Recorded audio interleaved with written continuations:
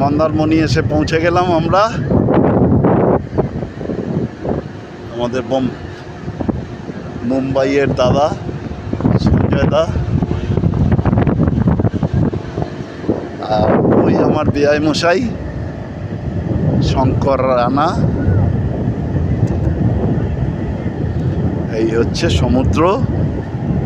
আহা কি হাওয়া! ওহ, শরীরটা জুড়িয়ে গেল একদম।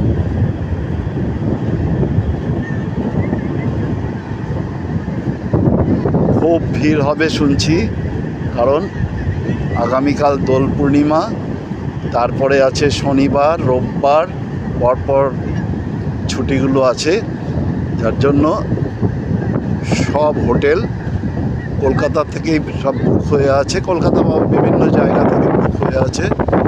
বিস্তীর্ণ বিস্তৃত সমুদ্র। এই হচ্ছে পেলিকান, নতুন বিল্ডিং হচ্ছে। আমরা সামনে